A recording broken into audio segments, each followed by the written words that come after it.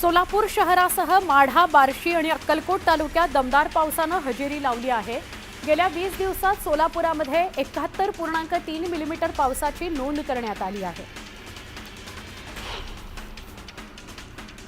अमरावती जिल्ह्यात मान्सूनपूर्व पावसानं हाहाकार माजवला। खासदार बळवंत वानखेडे यांनी नुकसानीचा पाहणी दौरा केला, शेतकऱ्यांशी संवाद साधला।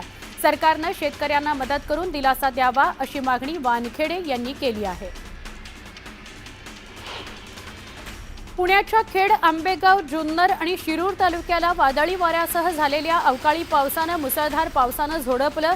पावसामुळे शेतकऱ्यांच्या शेतीमालाचं प्रचंड नुकसान झालेलं आहे। सिंधुदुर्ग जिल्ह्यात सकाळपासून मुसळधार पावसानं हजेरी लावली। विजांच्या कडकडाटासह कोसळणाऱ्या पावसामुळे मालवण, कुडाळ, माणगाव, खोरे या भागातील गावं 12 तासांहून अधिक काळ अंधारात आहेत।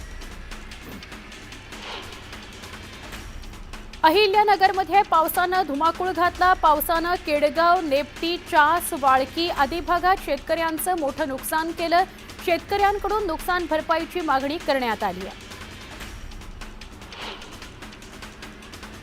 मावळ तालुक्याला पावसानं अक्षरशः झोडपून काढलं। वळवाच्या पावसामुळे अनेक भागात पाणी साचलं होतं। या साचलेल्या पाण्यामुळे वाहन चालवताना चालकांना मोठी कसरत करावी लागत होती।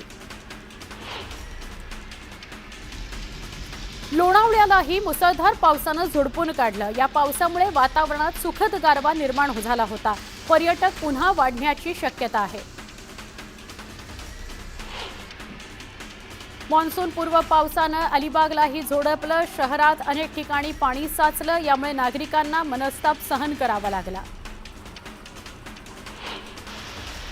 धाराशिवमध्ये काल रात्री मुसळधार पाऊस झाला। जिल्ह्यात रात्रभर झालेल्या पावसामुळे अनेक घरांचं मोठं नुकसान झालं।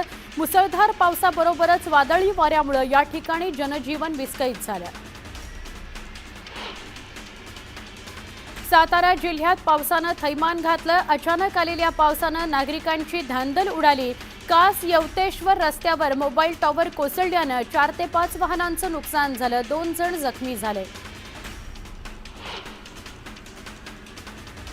वर्ध्यात झालेल्या जोरदार पावसामुळे शहराबाजूच्या ग्रामीण भागाला फटका बसलाय। काही ठिकाणी घरांवरील टीनचे पत्रे, विजेचे खांब कोसळले। टीनचे पत्रे उडाले, विजेचे खांब कोसळले। त्यामुळे काही वेळाकरता वीज पुरवठा खंडित झाला। येत्या 2 दिवसात पुन्हा एकदा मुसळधार पावसाचा इशारा देण्यात आलाय।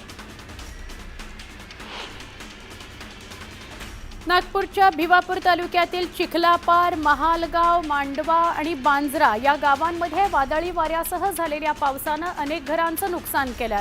यामुळे अनेकांच्या घरातील साहित्याचं नुकसान झालं। शहापूरमध्ये मुसळधार पावसानं हजेरी लावली। मुसळधार पावसाचा फटका पेंढरगोळ या भागाला बसला।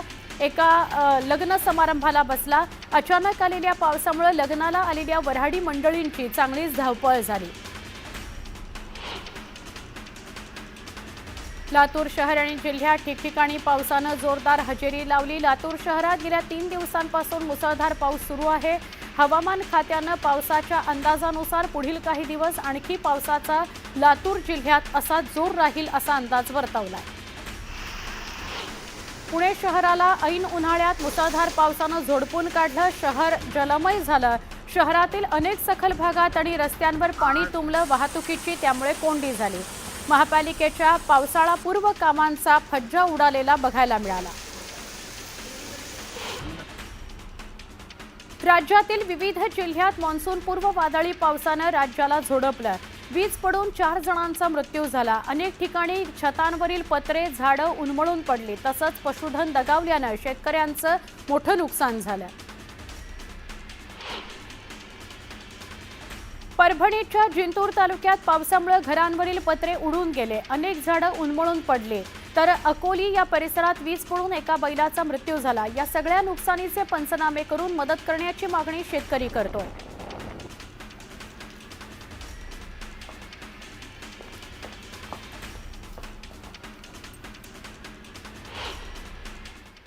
आता आपण एक सविस्तर बातमी बघूया।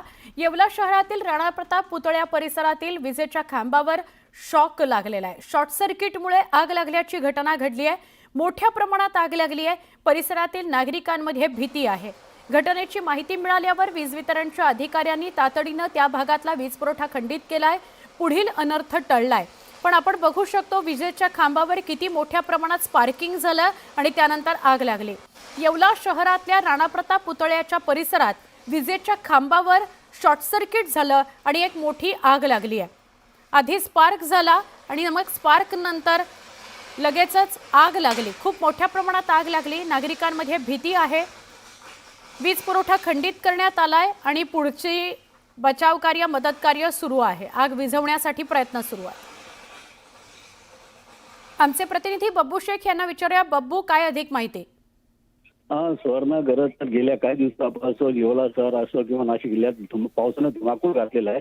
त्याच्यामुळे अनेक ठिकाणी तारा तुटत आहे, विद्युत डीपी जळत आहे आणि वीज पुरवठा जो आहे तो कमी जास्त दाब होत असल्यामुळे ही घटना घडलेली आहे। दाब वाढल्यामुळे विजेचा दाब वाढल्यामुळे शॉर्ट सर्किट झाला आणि पाहता पाहता त्याने एकदम पेट घेतलेला आहे। पण मोठ्या प्रमाणात पेट घेतल्यामुळे परिसरातील जे नागरिक आहेत ते भयभीत झाले। त्याने तातडीने वीज वितरण कंपनीच्या अधिकाऱ्यांशी संपर्क साधला। त्यांनी पूर्ण भागातला वीज पुरवठा खंडित केल्यानंतर अग्निशमन दलाला बोलवण्यात आलं आणि अग्निशमन दलाने ती आग आटोक्यात आणल्यामुळे पुढील अनर्थ टळलाय आणि त्या परिसरातील नागरिकांनी सुटकेचा निश्वास घेतला। अगदी बरोबर बब्बू, धन्यवाद माहिती दिल्याबद्दल। सविस्तर माहिती आपण दिलीत। पण निवासी क्षेत्र आहे त्यामुळे लोक घाबरून जाणं हे साहजिक होतं। अनर्थ टळलेला आहे, सगळ्या गोष्टी नियंत्रणात आहेत। अजून एक मोठी बातमी आपल्याला बघायची आहे। राज्यात ओला उबर सारख्या ॲप आधारित वाहनांकरता राज्य सरकारने एक धोरण जाहीर केलेलं आहे। चालकाने फेरी रद्द केल्यानंतर चालकाला 100 रुपयांपर्यंत आणि ग्राहकाने विनाकारण फेरी रद्द केल्यास 50 रुपयांपर्यंतचा दंड आकारला जाणार आहे। चालकाला झालेल्या दंडाची रक्कम ग्राहकाच्या खात्यात जमा करण्याची तरतूद नवीन धोरणामध्ये करण्यात आलेली आहे। गृह विभागाने जाहीर केलेल्या धोरणानुसार कार पुलिंग बाबतचे नियम, मागणी कमी असलेल्या वेळेत देण्यात येणाऱ्या सवलतीचा दर निश्चित केलेला आहे। याची अंमलबजावणी मंगळवारपासून करण्यात आलेली आहे।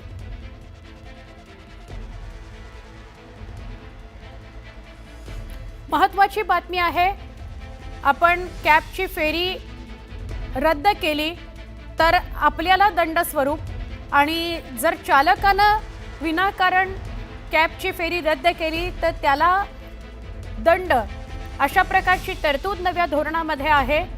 ग्राहक सुलभ असं हे धोरण असावं अशी अपेक्षा आहे। ॲप आधारित वाहनांकरता राज्य सरकारनं हे धोरण जाहीर केलेलं आहे।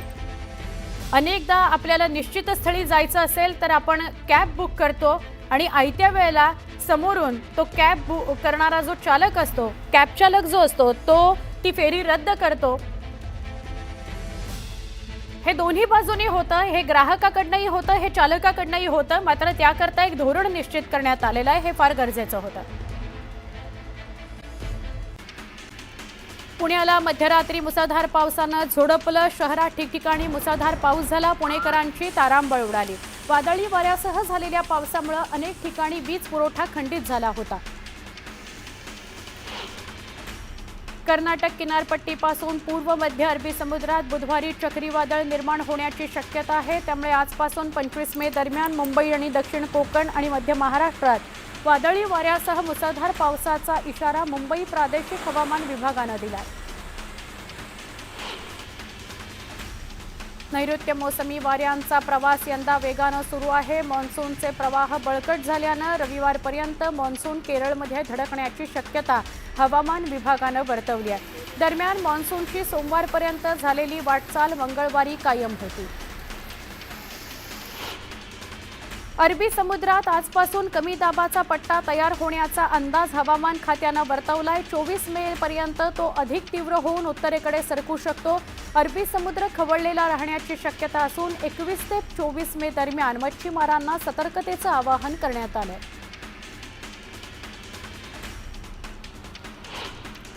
आळंदीतील इंद्रायणी नदी पुन्हा फेसाळली आहे। केमिकल मिश्रित पाणी सोडल्याने इंद्रायणीचा काठ हा फेसाने भरलेला आहे। नदीचं प्रदूषण वेळीच थांबवलं गेलं नाही तर आरोग्याचे गंभीर प्रश्न उद्भवण्याची शक्यता आहे। लोणावळा शहरातील वाढती लोकसंख्या आणि वाहतूक कोंडी कमी करण्याकरता महत्त्वाचा असलेला भांगरवाडी रेल्वे उड्डाणपूल रखडलाय, हे काम लवकरात लवकर पूर्ण करावं अशी मागणी लोणावळा माजी नगराध्यक्ष सुरेखा जाधव यांनी केली आहे. लोणावळ्यात नाले तसंच पाण्याच्या पाईपलाईन करता नगर परिषदेकडून रस्ते खोदण्यात आले होते. मात्र 15 ते 20 दिवसांनंतर अखेर लोणावळा नगर परिषद प्रशासनानं भर पावसात खोदलेल्या रस्त्यावर डांबरीकरण करायला सुरुवात केली आहे. या कामाच्या दर्जावर नागरिकांनी प्रश्न उपस्थित केले. तळेगाव दाभाडे शहराला पाणीपुरवठा करणारी जलवाहिनी फुटली आहे. त्यामुळे तळेगावातील काही भागात पाणीपुरवठा बंद राहणार आहे. नागरिकांना पाणी जपून वापरण्याचं आवाहन पालिकेनं केलं आहे. सांगलीतील विटा इथं तिरंगा रॅली काढण्यात आली. या तिरंगा रॅलीमध्ये युवकांनी उत्स्फूर्तपणे सहभाग घेतला. ऑपरेशन सिंदूरच्या यशाबद्दल आयोजित करण्यात आलेल्या यात्रेत मोठ्या संख्येनं स्थानिकांनी सहभाग घेतला.